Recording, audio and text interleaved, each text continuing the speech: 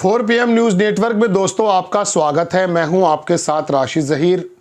मैं कल ही आपके सामने एक ख़बर लेकर आना चाहता था जिसमें मुझे पता चला कि साहब देश के हाई कोर्ट के जजेस एक ऐसी विचार गोष्ठी में शामिल हो रहे हैं जो किसी हिंदुत्ववादी दल के माध्यम से ऑर्गेनाइज की जा रही है और उसमें 3 टॉपिक रखे गए हैं। वो तीनों टॉपिक जब मैंने पढ़े तो मुझे लगा आपको मुझे बताना चाहिए कि देखिए जजेस और बार अध्यक्ष इसके अंदर शामिल हो रहे हैं। कौन कौन से टॉपिक हैं? तीनों मुस्लिमों से संबंधित टॉपिक थे। मैं ये खबर कल बना नहीं पाया, आज पता चला कि वो शामिल ही नहीं हुए, अपने मुंह से गलाजत भी निकालना शुरू कर दी हाई कोर्ट के जजेस ने। अब अगर जजेस भी इस प्रकार से काम करेंगे तो मुझे ये बता दीजिए रास्ता कहाँ बचा है। भाई ब्यूरोक्रेसी के क्या हाल हैं आप जानते हैं, जर्नलिज्म पत्रकारिता के क्या हाल हैं ये भी आप जानते हैं, और पॉलिटिक्स विधायिका इसके तो हाल एक ज़माने से बुरे हैं। राजेश खन्ना की एक बहुत पहले फिल्म आई थी आज का MLA, और एक अमिताभ बच्चन की फिल्म आई थी इनकलाब। उसमें राजनीति के परखच्चे उड़ाकर रख दिए थे। उसके बाद फिर आमिर खान के प्रोड्यूसर था आमिर खान, उसने एक फिल्म बनाई थी पीपली लाइव। उसमें उन्होंने आज का मेन स्ट्रीम मीडिया और गोदी मीडिया जो है उसको बताया कि आखिरकार इसके अंदर नक्शेबाजी। लोग हंसते हैं। मैं 2-3 मुल्कों में गया तो उन्होंने कहा तुम्हारा मीडिया पागल हो गया है हमारे बच्चे हंसते हैं, आप यकीन मानिएगा। वो लोग बाहर के यहाँ के मीडिया के संस्थानों पर उनकी नाटकबाजियों पर हंसते हैं। चलिए खैर, मैं खबर तो वो सुनाने जा रहा हूँ जजेस वाली, लेकिन उससे पहले मैं आपको एक एंकर मुझे याद आ गया, जी न्यूज़ का था। हम छोटे थे उन दिनों सुना करते थे, तो जो वो आके बताता था बड़ा दिलचस्प आदमी था, बड़ी अच्छी खबरें सुनाता था। तो वो ऐसे करता था जैसे बात करने के बाद ये बात खबर सुने, देखिए ये रिपोर्ट, ये जब करता था तो मुझे बहुत हंसी आती थी। बड़ा अच्छा आदमी था वो।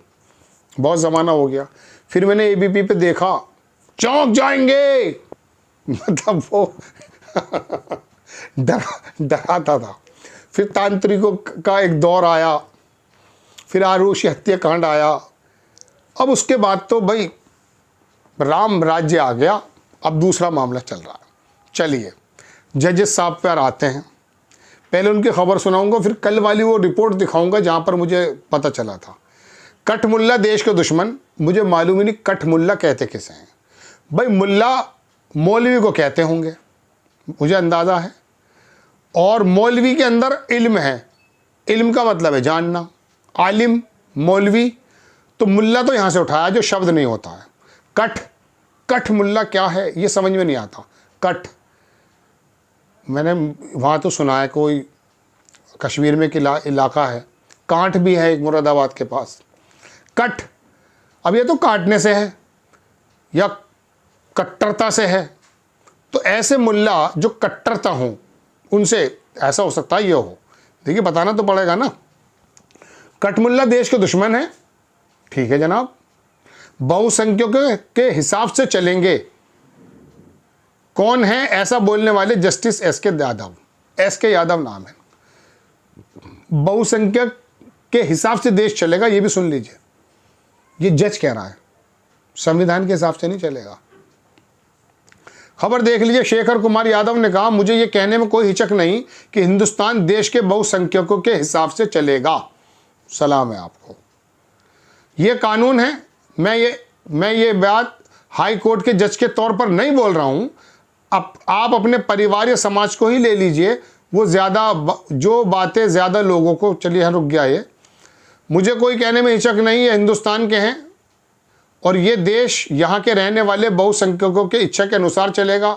ऐसी टिप्पणी करने वाले इलाहाबाद हाई कोर्ट के जस्टिस शेखर कुमार यादव फिलहाल चर्चा में है। शेखर कुमार यादव, अभी 10-12 लफंगे लखनऊ में कोई लड़की छेड़ आए थे, तो योगी जी ने इलाज किया था 2 का, एक तो मुसलमान है एक यादव, 10-12 और तो उनके नाम नहीं लिए। ये ऐसा बताया कि जैसे चोर चोर मोसेरे भाई नहीं होते, दोनों को साथ रख दिया। हालांकि मैं इनको चोर नहीं कह रहा हूँ, ना मैं इनको बता रहा हूँ, मैं तो एक मिसाल दे रहा हूँ। इन दोनों को ऐसे साथ रख दिया जैसे लोग कभी चोर चोर मौसेरे भाई को रख देते हैं। तो ये यादव वही हैं। तो ऐसी टिप्पणी के बाद इलाहाबाद हाई कोर्ट के जज शेखर कुमार यादव फिलहाल चर्चा में हैं। उनकी टिप्पणी को एक वर्ग संविधान के खिलाफ बता रहा है। उन्होंने विश्व हिंदू परिषद की लीगल सेल, विश्व हिंदू परिषद का लीगल सेल भी हो सकता है क्या, लीगल सेल की ओर से आयोजित एक कार्यक्रम में यह बयान दिया जिसकी खूब चर्चा हो रही है। 2026 में रिटायर होने वाले शेखर कुमार यादव ने कहा, मुझे ये कहने में कोई हिचक नहीं कि हिंदुस्तान देश के बहुसंख्यकों के हिसाब से चलेगा, ये कानून है। मैं ये बात हाई कोर्ट के जज के तौर पर नहीं बोल रहा हूँ। आप अपने परिवार को या समाज को ले लीजिए, जो बातें ज़्यादा लोगों को मंजूर होती हैं उसे ही स्वीकार किया जाता है। चंबल में डाकुओं को स्वीकार किया जाता है, करें क्या उसे स्वीकार? बोलो। चंबल में एक डाकू था, हमने सुना बड़ा वो था, मकबूल था, उसे स्वीकार करें? मुख्तार अंसारी अपनी जगह स्वीकार्य था, उसे स्वीकार किया था तुमने? इसके अलावा उन्होंने कठमुल्ला शब्द का भी प्रयोग किया। उन्होंने कहा कि लेकिन ये जो कठमुल्ला हैं ये सही शब्द नहीं है, लेकिन कहने में परहेज नहीं है, क्योंकि देश वो देश के लिए बुरा है, देश के लिए घातक के खिलाफ है, जनता को भड़काने वाले लोग हैं, देश आगे ना बढ़े इस प्रकार के लोग हैं, उनसे सावधान रहने की ज़रूरत है। यही नहीं, उन्होंने सांस्कृतिक अंतर की बात करते हुए कहा कि हमारी संस्कृति में बच्चे वैदिक मंत्र और अहिंसा की सीख के साथ बड़े होते हैं, लेकिन कुछ अलग संस्कृति के बच्चे पशुओं के कत्लेआम को देखते हुए बड़े होते हैं। इससे उनके अंदर दया और सहिष्णुता का भाव नहीं रहता है। जस्टिस शेखर कुमार यादव ने पहली बार इस तरह की किसी सार्वजनिक मंच से बयान दिया है। एक बार ये पहले भी दे चुके हैं गाय वाय को लेकर, इनको मालूम नहीं है कौन सा अखबार है ये, लाइव हिंदुस्तान। चलिए खैर, तो जनाबे वाला बात यह है कि ये जो बच्चे हैं ये जानवरों को कटते हुए देख के बड़े होते हैं, हमारे बच्चे संस्कृति के साथ बड़े होते हैं। वो बलि कौन देता है? वहाँ एक साधु को मैंने इस तरह से देखा कि बछड़े को पकड़ के, जिंदा को यहाँ से पकड़ के, यहाँ से दांत से खींच के कर रहा है। एक को मैंने देखा कि बछड़े को पकड़ करके, जिंदा बछड़े को, बकरे के शायद, वो आग में डाल रहा है। 3 तरह का मामला होता, हलाल, हराम, झटका, पटका। मुसलमान जो इसको काटते हैं ये शहरग होती है। कभी कभी आपने देखा होगा कि आपकी उंगली कट गई, आपको मालूम ही नहीं है।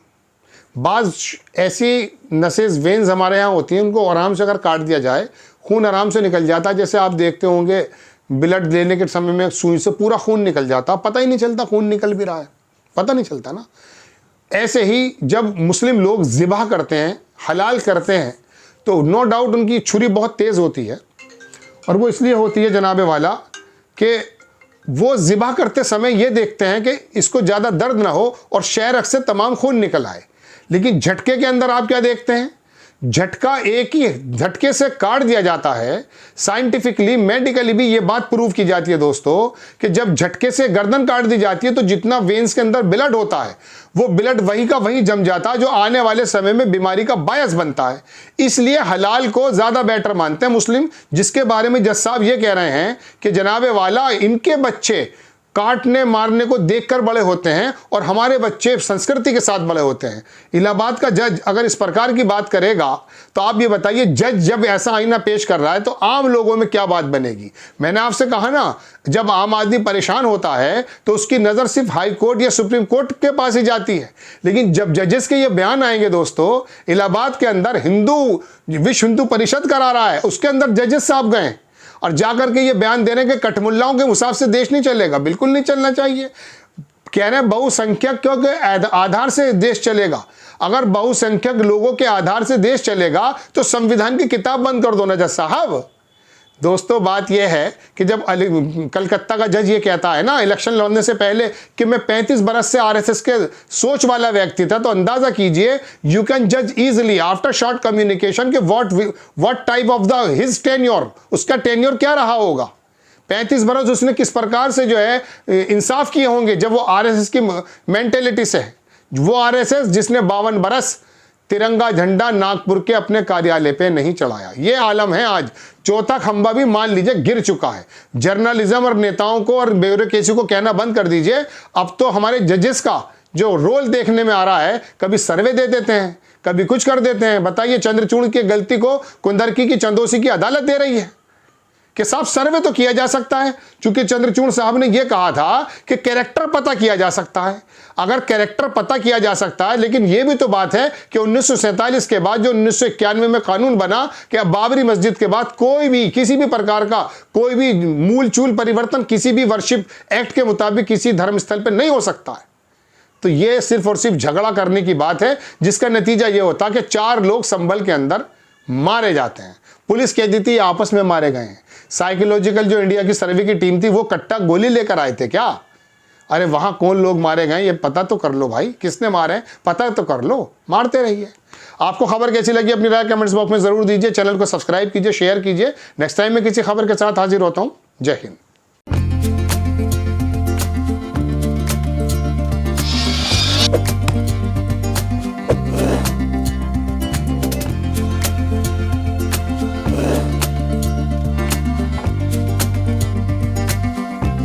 you